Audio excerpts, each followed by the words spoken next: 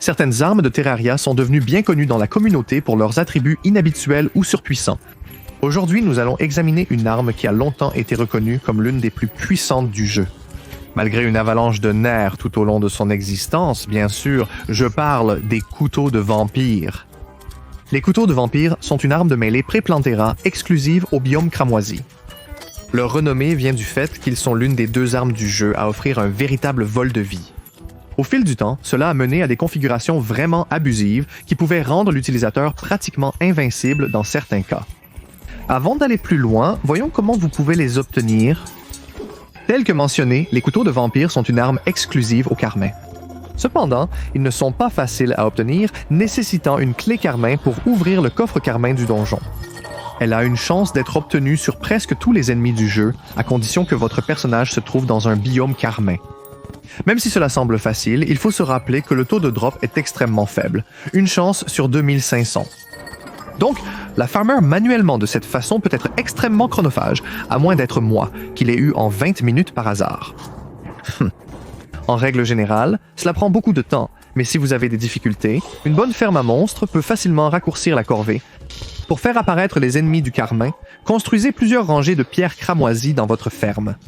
Cependant, je déconseille cette méthode, car les ennemis coriaces du Carmin peuvent être très difficiles à gérer en grand nombre.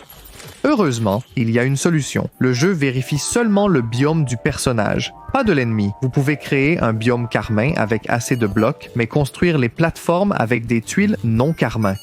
Des ennemis de cavernes plus faibles apparaîtront, mais ils pourront toujours laisser tomber la clé. Pour voir un tutoriel détaillé sur la construction de cette ferme, regardez ma vidéo sur la ferme à bannière. Rapidement, grâce au taux d'apparition de cette ferme, j'ai obtenu une clé cramoisie d'un ennemi de la caverne. C'est une excellente méthode pour farmer n'importe quelle clé dans le jeu. Il suffit de remplacer les blocs par ceux du biome nécessaire. Bref, assez parlé des biomes, il est temps de nous plonger dans les célèbres couteaux de vampire. Pour commencer, ces armes infligent un dégât par seconde plutôt moyen pour l'après-Plantera, ce qui est dû à la réduction drastique de leurs dégâts de base qu'elles ont subi il y a longtemps, lors de la mise à jour 1.2. Ces dégâts sur plusieurs cibles ne sont pas non plus exceptionnels, cependant ils sont loin d'être mauvais. La véritable nature du fonctionnement de cette arme ne peut pas vraiment être déterminée lors de tests de dégâts par seconde sur des mannequins, alors voyons comment elle se comporte face à de vrais ennemis. Contre un grand groupe de momies, elle s'en sort plutôt bien, mais bien sûr, l'élément principal à observer ici, c'est le vol de vie. Malgré le nerf limitant le vol de vie à 2 Yards par seconde, cette arme permet toujours de récupérer une quantité de vie respectable. Face aux mimiques sacrées, elle révèle encore plus ses EOM, ce qui indique qu'elle est particulièrement douée pour les combats en duel. Le vol de vie m'a semblé bien plus efficace grâce aux dégâts supplémentaires infligés aux mimiques que j'ai réussi à tuer rapidement. Grâce à ce succès, j'ai voulu voir comment elle se débrouillerait contre un boss à cible unique comme le bon vieux duc.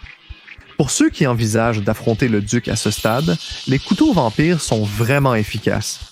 Leur grande vitesse les rendait faciles à viser et ils causaient d'énormes dégâts.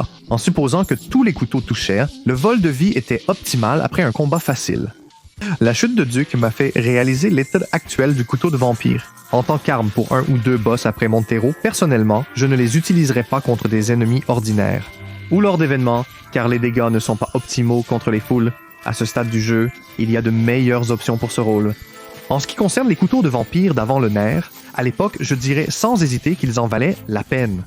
Car le vol de vie non limité était tout simplement fou, en plus les dégâts étaient nettement plus élevés. Mais je dirais que maintenant, dans Terraria 1.4, ils sont un peu surestimés, car leur réputation précédente ne semble pas s'être estompée. Mais leurs performances ont clairement changé. Qu'en pensez-vous? Les couteaux de vampire méritent-ils toujours leurs éloges ou ont-ils perdu de leur superbe? Merci d'avoir regardé. Pour plus de contenu similaire sur Terraria, likez, abonnez-vous et à la prochaine vidéo.